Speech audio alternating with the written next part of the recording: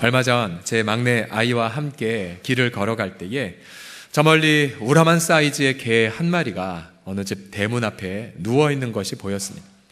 아이가 뛰어갔고요, 한참 동안 그 강아지를 바라보았습니다. 우와, 멍멍이다. 그러면서 아이는 마치 접착제가 붙어있는 것처럼 한동안 그 아이를 바라보았습니다. 야, 가자. 그래도 아이는 그 강아지를 너무나 많이 바라보아서 한동안 그 앞에서 저희가 머물렀었는데요. 그러면서 우리 집에 개 한 마리를 키워야 되는 아닌가라는 생각을 해본 적이 있었습니다. 자, 그런데 여러분, 모든 사람들의 집마다 여러분 이미 우리가 개들을 키우고 있는 것 아십니까? 그 개의 이름은 다음과 같습니다. 하나의 개 이름은 편견이라는 개이고요, 또 하나의 개 이름은 선입견이라는 개입니다.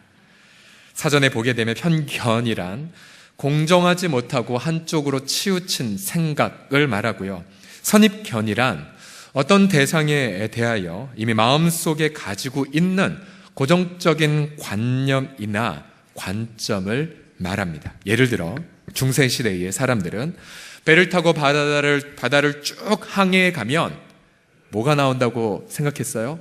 낭떠러지. 그런 선입견을 가지고 있었죠.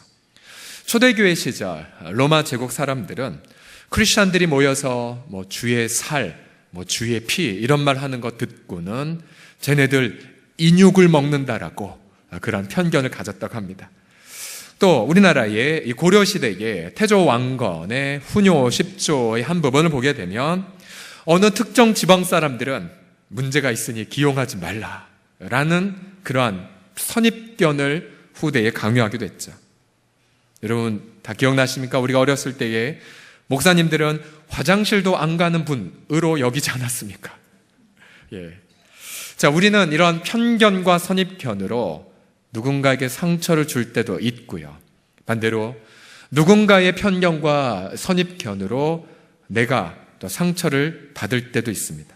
자, 특별히 같은 교회에 오래 다닐수록 어린 시절 누군가에게 생긴 이 편견과 선입견은 커서 그 상대편이 잘하고 장가 시집 가고 애 낳고 사회에서 당당한 지도자가 돼도 여전히 교회에서는 그 옛날 코올리게 시절 걔라고 생각하는 경우가 종종 있습니다. 고린도 교회 성도들도 마찬가지였습니다. 그들은 사도 바울에 대한 편견과 선입견이 있었습니다. 어떠한 편견과 선입견인지 우리 10절 말씀을 다 같이 읽어보죠. 10절 시작. 그들의 말이 그의 편지들은 무게가 있고 힘이 있으나 그가 몸으로 대할 때에는 약하고 그 말도 시원하지 않다 하니. 자, 한 전승에 따르면 사도 바울은 키가 작았고 머리숱도 없었으며 매부리 코에 눈썹은 서로 붙어 있었다라고 말합니다. 또 바울은 그 당시에 설교할 때에 그리스 철학자들처럼 화려한 웅변술이나 수사학을 사용하지 않았습니다. 그래서 그의 모습이나 또 그의 설교하는 모습은 별로 매력적이지 못했습니다. 또 반대로 바울이 없어서 편지를 받아보니 그 편지 내용은 너무나도 무시무시하고 심각한 내용들로 가득했던 것입니다. 그래서 고린도 교회 성도들은 바울이 있을 때는 왜 이렇게 설교자가 매력이 없어? 또 바울이 없을 때는 왜 이렇게 편지 내용이 무거워? 라고 시비를 걸었던 것입니다. 2절을 보게 되면 심지어 이 바울 일행이 우리를 육신에 따라 행하는 자로 여겼다라고 하는데요, 바울 일행이 육체, 즉 저 사도들은 세상적 기준에 따라 살고 있어 라는 편견을 받았다고 합니다. 근데 이 사도 바울이 육체에 따라 행하는 오해를 받은 이 부분은 너무나 중대한 이유가 무엇이냐면, 그 당시에 사도 바울의 핵심적인 메시지가 무엇이었냐면, 우리 예수님과 함께 죽었고 다시 살았기에 더 이상 육체에 따라 살지 말고 성령에 따라 살라. 이것이 바울의 핵심적인 메시지였습니다. 그런데 고린도 교회 성도들은 사도 바울의 핵심적인 메시지를 부정하고 너 바울은 세상에 따라 사는 자가 아니냐라고 바라봤던 것입니다. 마치 여러분 누군가 예술품에 낙서를 해버렸을 때 그 작가의 마음이 처참했던 것처럼 아마 사도 바울도 자신의 가장 소중한 것이 유린당한 그러한 마음이 들었을 것입니다. 자, 사랑하는 성도들이여, 우리도 이처럼 편견과 선입견으로 서로 상처를 주거나 받았을 때에 우리가 과연 이 편견과 선입견을 넘어서려면 어떻게 해야 될까요? 첫째로, 편견과 선입견을 넘어서려면 편견과 선입견으로 고통당하신 예수님을 바라보셔야 됩니다. 우리 예수님, 그분은 처음부터 편견과 선입견으로 고통을 받으셨습니다. 요한복음 1장을 보게 되면 예수님의 출신이 나사렛이라는 소식을 듣자 이 나다나엘 같은 점잖은 양반이 이렇게 말하죠. 아니, 나사렛 그 동네에서 무슨 선한 게 나오냐? 예. 그러니까 이 지방색이 2000년 전부터 이미 있었던 겁니다. 또 예수님이 세리와 죄인들을 막 회개시키자 마태복음 11장에 보게 되면 사람들은 예수님 보고 뭐라고 말하는 줄 압니까? 저런 먹기를 탐하고 포도주 즐기고 또 세리와 죄인의 친구인 작자라고 비난했습니다. 또 예수님이 병자를 치유하고 귀신들을 축출하자 종교 지도자들은 저 예수는 귀신의 왕 바알세부를 힘입어 귀신 쫓는 거다라고 정죄했습니다. 예수님이 우리의 죄를 대신 짊어지시고 십자가에 못 박히셨지만 사람들은 왜 자신은 구원하지 못하느냐라고 조롱했죠. 마태복음 27장 42절을 같이 읽어봅시다. 시작. 그가 남은 구원하였으되 자기는 구원할 수 없도다. 그가 이스라엘의 왕이로다. 지금 십자가에서 내려올지어다. 그리하면 우리가 믿겠노라. 예. 결국은 예수님은 편견과 그 선입견 때문에 죽임을 당하신 것입니다. 사도 바울, 예수 그리스도를 만나고 나서 이제 자신에게 편견과 선입견으로 상처를 주는 자들을 그는 어떻게 대했을까요? 우리 1절 하반절 본문을 보게 되면 바울은 이제 그리스도의 온유와 관용으로 라고 말합니다. 그리스도의 온유와 그리스도의 관용으로. 온유와 관용이란 범죄한 자들을 심판하지 않고 회개할 때까지 품어주는 자세를 뜻합니다. 사도 바울은 예수님처럼 자신의 핵심적인 메시지가 유린당하고 또 정당한 대우를 받지 못했음에도 예수님처럼 온유와 관용을 선택했습니다. 바울은 그들을 끝까지 사랑으로 품어주었고 마침내 그들이 회개하기까지 기다렸던 것입니다. 혹시 우리 사랑하는 성도들 가운데에서도 최근에 가까운 가족이나 혹은 성도들에게서 혹은 지인에게서 이렇게 상처를 받고 홀로 아파하는 분들이 계십니까? 예수님을 바라보십시오. 예수님 하나님의 주권 앞에 자신의 모든 것들을 맡겼습니다.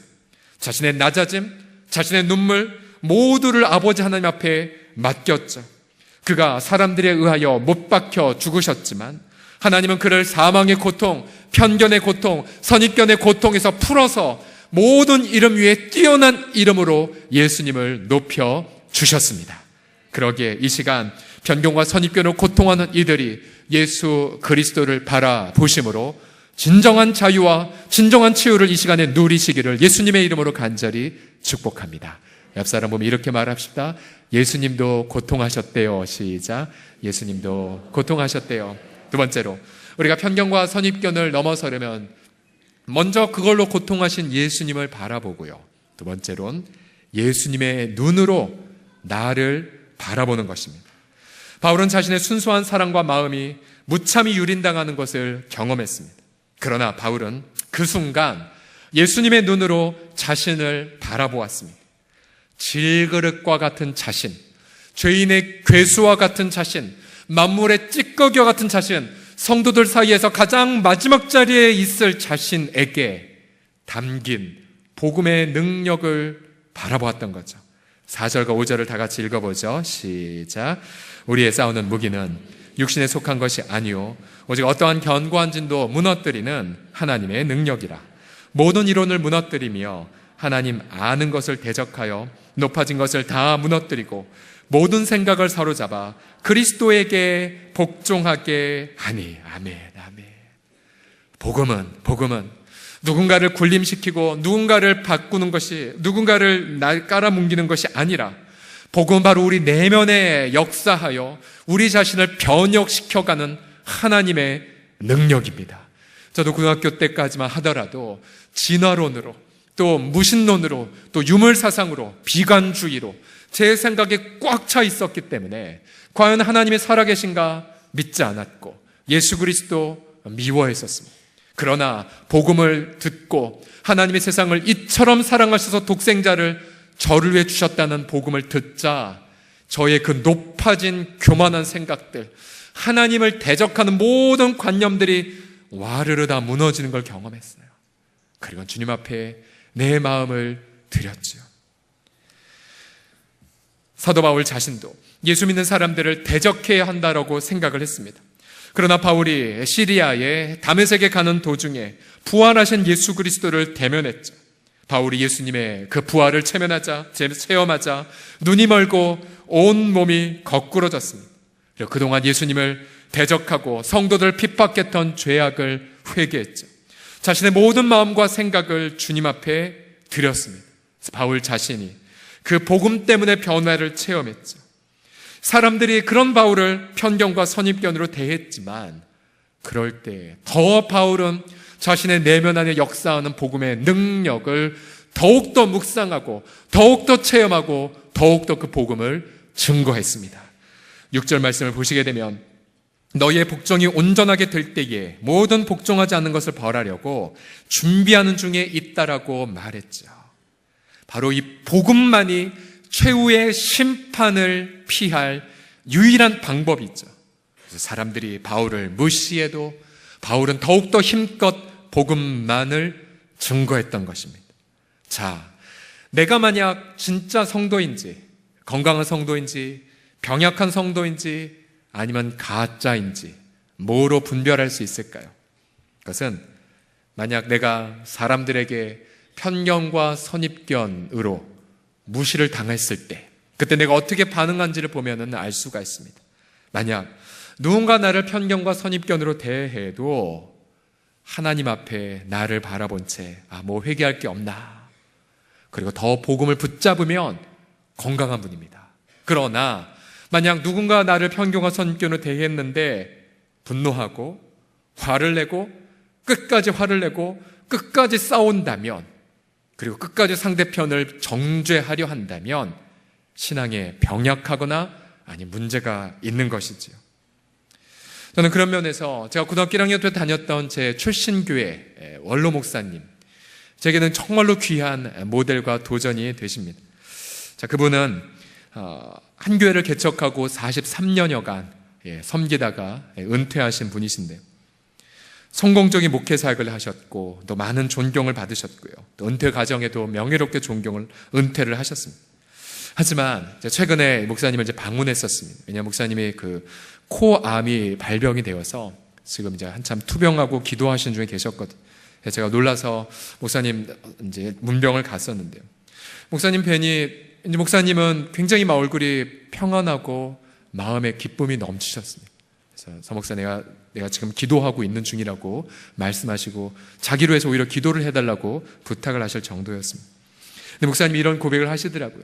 자기가 은퇴하고 나서 자신의 인생을 돌아보니까 너무 회개할 죄악이 많았다고. 아니 목사님 정말 훌륭하게 사셨잖아요. 목사님 하신 말씀은 성도들을 잘 사랑하지 못했고 내가 복음으로 잘 살지 못했다고. 하나님 앞에 얼마나 많은 회개의 기도를 했는지 모른다라고 하셨어요. 그러면서 은퇴 이후에 미국이나 또 인도 땅, 특별히 인도 현지 목회자들에게 나아가셔서 정말 생명을 걸고 복음을 증거하고 또 그곳에서 말기 에이즈 환자가 치유되는 기적도 체험하시면서 생명을 바쳐 자신의 마지막을 불태우고 계셨어요. 본인은 성공했다는 선입견 다 내려놨고 모든 게 다 끝났다는 편견도 내려놓은 채 오히려 인생의 모든 것들을 모두어 복음의 능력만 붙잡는 인생을 지금 살고 계신 거였습니다. 특별히 그분에게 너무나 고마운 것은 제가 고등학교 때 다녔기 때문에 제 호칭은 고등학교 때는 경철아이지 않았습니까? 그러나 제가 신대원을 가면서 저한테 서경철 전도사님 깍듯이 존중해 주셨고요. 제가 목사가 되었을 때에도 서경철 목사님으로, 지금 목사님 은퇴하고 나서 정말 아버지 뻘 되시는 분이지만 여전히 제게 예를 들어 이 SNS로 문자를 보내시면 각듯이 성현철 목사님 뭐뭐 해주시겠습니까? 라고 저를 존중해 주세요. 저는 그때마다 그 목사님의 내면 안에 있는 그 겸손함, 편견과 선입견에 매이지 않는 자유함을 바라보고 있습니다. 제가 이렇게 조언해 주시더라고요. 서 목사님, 성도 한 분 한 분을 예수님처럼 존대하셔야 됩니다. 또 어떠한 자도 다 사랑으로 품고 기도하셔야 됩니다. 라고 하시면서 제게 한없이 축복을 해주셨는데, 제 영혼의 잠깐의 시간이지만 부흥의 시간을 지난주에 보내었었습니다. 우리 사랑하는 성도들이여, 그렇습니다. 우리의 편견과 선입견에 대한 유일한 해결책은 바로 복음의 능력, 바로 예수님밖에 없음을 믿으시기 바랍니다. 그래서 순수한 복음의 능력에 더욱더 붙들리셔서 정말로 편견과 선입견 때문에 고통한 이 세상 속에서 진정한 아름다운 치유책이 되시기를 예수님의 이름으로 간절히 축복합니다. 자, 옆 사람 보면서 연습하겠습니다. 예수님처럼 존경하겠습니다 라고요. 시작. 예수님처럼 존경하겠습니다. 마지막으로 편견과 선입견을 넘어서려면 그들을 성공시키는 권세를 사용하셔야 됩니다. 자, 세 번째의 교훈을 같이 읽어보겠습니다. 시작. 그들을 성공시키는 권세를 사용하십시오. 어디에서 이 교훈을 받았냐면 8절을 통해서입니다. 8절을 보시게 되면 사도 바울이 말합니다. 주님이 내게 주시는 권세는 너희를 무너뜨리려고 하신 것이 아니요. 이 말은 무슨 말이냐면 사도이지만, 예수님을 직접 경험한 사도이지만 너희 위에 군림하기에 주신 권세가 아니라는 거예요. 무슨 권세냐면 그 다음 표현 보십시오. 너희를 세우려고 하신 권세래요. 즉 성도들을 하나님 앞에 성숙시켜가는 권세, 성도들을 회개시켜서 하나님 앞에 진실하게 살도록 만드는 권세, 그래서 상대편을 세워가는 권세. 근데 이 권세를 아무리 자랑해도 부끄럽지 않대요. 근데 바울은 언제나 하나님이 부어주신 이 권세를 자기 일을 위해 쓰는 것이 아니라 언제나 영혼들을 섬기기 위해 사용했던 거지요. 왜냐하면 고린도서 5장 14절의 말씀처럼 사도 바울의 그 중심 속에 예수님의 그 사랑이 그의 마음속에 차고 넘쳤기 때문이었습니다. 우리 예수님의 사랑을 받은 사람은 바울처럼 자신의 명예를 위해 살아가지 못합니다. 자신은 비록 대접받지 못해도 자꾸만 이웃의 영혼이 보입니다. 그들 영혼이 하나님 앞에 건강하게 살아가도록 무엇을 도울까만 보이게 되죠. 자신이 그들에게 상처받은 것도 생각이 나지 않습니다.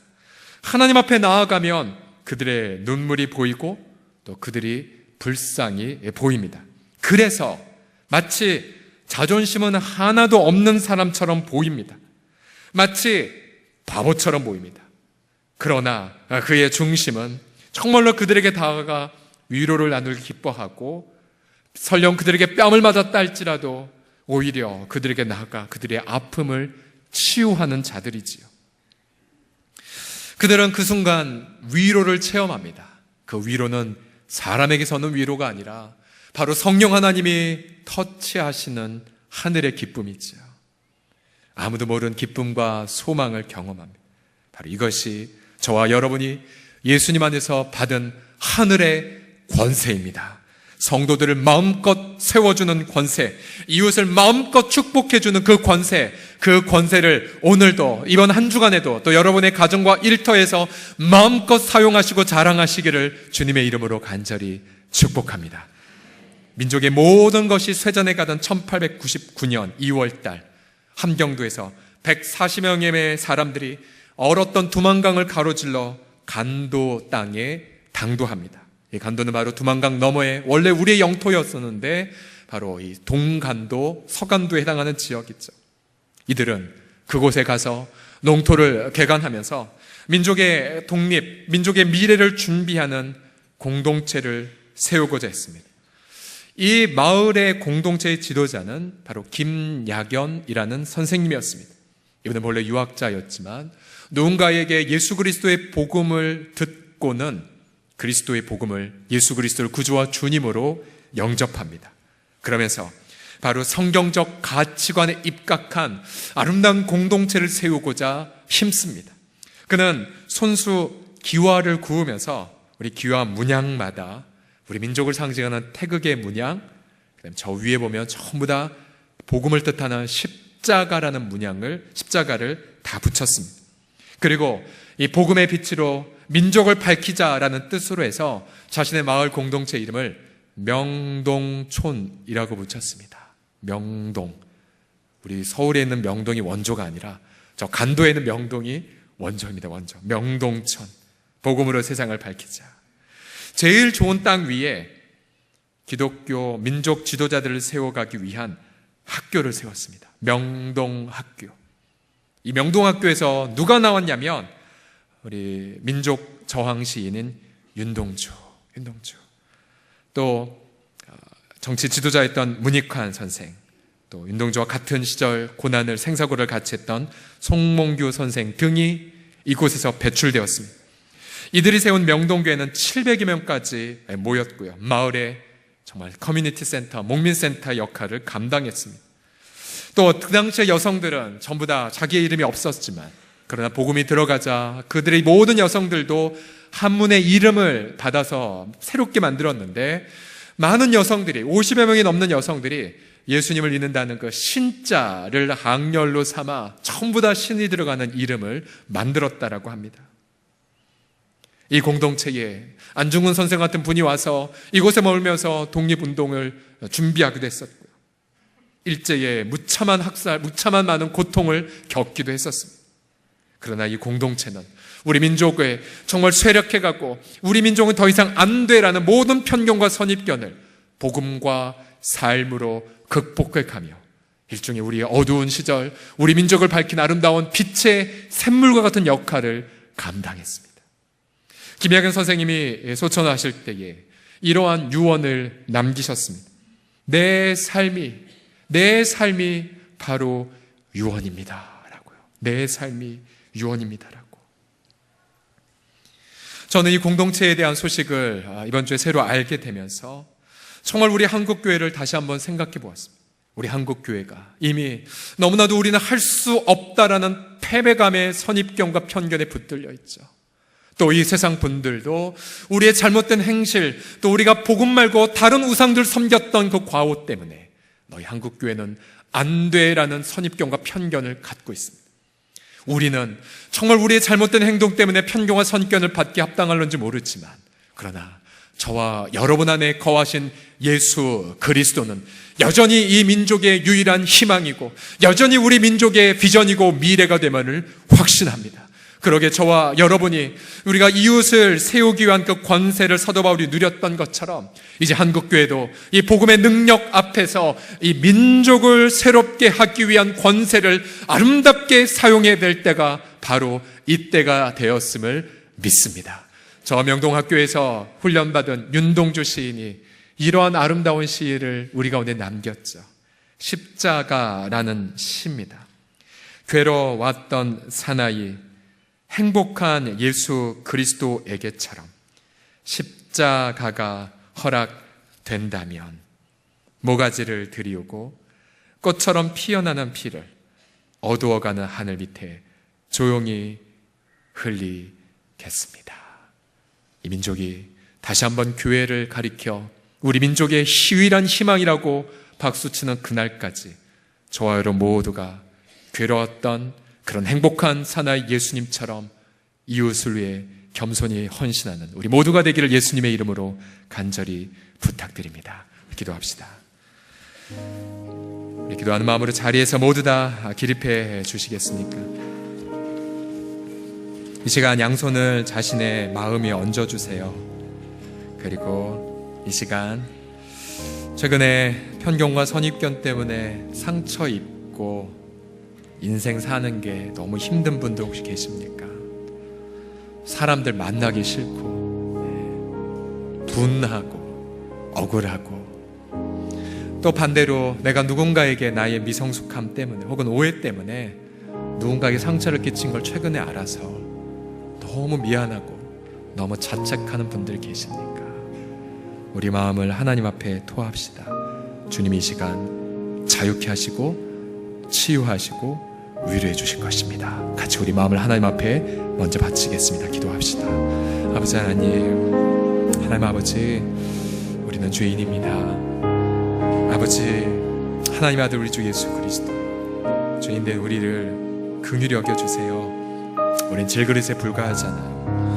아버지 우리는 흙에 불과하잖아요. 아버지 우리의 연약함 때문에, 혹은 우리의 죄 때문에 누군가에게 크게 상처를 끼치기도 하고, 우리 미성숙함 때문에 누군가로 크게 오해케 할 그런 빌미를 주기도 하고, 또 아버지 우리도 우리의 선한 것이 무참하게 유린되거나 또 아버지 오해가 될 때가 얼마나 많았나이까. 주님 이 시간 이것 때문에 사람들 얼굴을 또 보기 싫고 아버지 홀로만 머물는 두남의 사람이 있다며, 주께서 이 시간 위로하시고 주님 만져주세요. 치유해 주세요. 새롭게 해주세요. 주님, 그래서 우리 예수님, 주님도 이미 편교와 선입견으로 그렇게 고통당하셨는데 예수 그리스도 안에서 이 시간 진정한 참된 자유와 은혜를 누리고, 오히려 눈을 들어 내 안에 역사하신 복음의 능력을 바라보고, 또 오히려 눈을 들어서 아버지 이웃을 더욱더 섬기고 세워가는 주님의 그 권세를 더욱더 누려가는 아름다운 중보적 사람들이 다 되어지게 하여 주시옵소서. 너희는 내 백성을 위로하라. 내 백성을 위로하라. 주여 터치하시고 주님 만져주시고 홀로 흘렸던 그 눈물을 닦아주시고, 모든 분한 마음 예수님 십자가를 통하여 이웃을 섬기는 권세로 바뀌어지게 해주시고, 우리 서로가 아버지 고슴도치처럼 서로에게 상처를 끼칠 때에도, 그러나 아버지 친히 온몸으로 그렇게 선입견과 편견의 못을 받으셨던 예수님처럼 언제나 위로와 치유를 우리 모든 성도들 한 분도 남김없이 이 시간 누리게 하여 주시옵소서. 이 시간 죽음을 이기시고 부활하신 예수님의 이름으로 선포하노라. 자유함을 받을 지어다. 얽매였던 것에서 치유를 받을 지어다. 하늘로부터 온전한 위로가 임하게 하여 주시옵소서. 우리 한 번 더 기도할 때에, 이 민족을 품고 열방을 품고 기도할 때에, 하나님 우리 한국교회가 정말 명동천 교회 같은 교회를 이루게 해주십시오. 정말 그 옛날 아무것도 없던 시절에도 복음 때문에 이 민족을 살리는 권세를 이 식구들이 경험했던 것처럼, 하나님 우리도 한국교회 정치부터 시작해 경제, 교육 모든 영역들마다 정말 복음 앞에 타협하지 않은 지도자들을 양산하고, 또한 예수 믿는 성도들이 소금과 빛된 선한 영향력을 끼쳐가서 우리 예수 믿는 크리스찬들이 있으면 범죄가 사라지고 사회가 더 밝아지고 더 나아지는 사회가 되게 해달라고, 우리 이 땅의 모든 현실, 이 땅의 모든 고통의 상황들을 아뢰면서 함께 마지막으로 기도드리겠습니다. 동성으로 기도하겠습니다. 신실하신 아버지 하나님을 찬미합니다. 이 땅을 주여 긍휼히 여겨주시고 주여 이 땅을 불쌍히 여겨주십시오. 아버지 하나님이요, 우리의 죄 문제를 해결할 분은 오직 복음의 능력밖에 없음을 선언합니다. 선포합니다. 우리 주 예수님, 주께서 긍휼히 여겨주셔서 정치와 경제와 교육과 언론과 스포츠와 문화와 모든 영역들마다 아버지 하나님의 공의가 이루어지고 하나님의 정지의 가치가 꽃을 피게 하여 주옵시고, 그래서 아버지 우리의 선배들이 그 아무것도 없던 시절, 정말 편견과 아버지 선견으로 고통했던 그 시절에도 복음으로 민족의 빛을 밝혔던 것처럼, 우리도 한국교회도 정말 명동천 교회처럼, 명동천 공동체처럼 아버지 하나님 모든 영역들마다 아버지 다니엘과 그 요직하는 지도자들을 배출하고, 우리 예수 믿는 성도들이 세상이 썩을 방지하는 소금이 되고 어둠을 밝히는 빛이 되게 하여 주셔서, 우리 예수 믿는 성도들 때문에 이 세상이 더욱더 밝아지고 이 세상이 더욱더 나아지도록 아버지 하나님이여 함께하여 주시옵소서. 주님, 예수 그리스도는 어제나 오늘이나 영원토록 동일하다고 말씀하셨지요.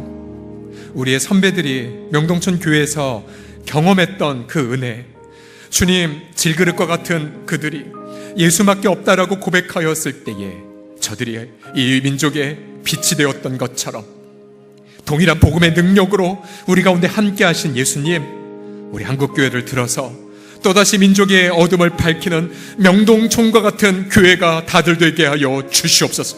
한라에서 백두까지 그래서 예수 믿는 성도들의 아름다운 공의롭고 정직하고 사랑 가득한 삶이 온 민족의 감동이 되는 그날까지 성령이여 우리 모든 교회 식구들과 이 한국교회에 충만하게 임재하여 주시옵소서. 예수님의 이름으로 기도드립니다.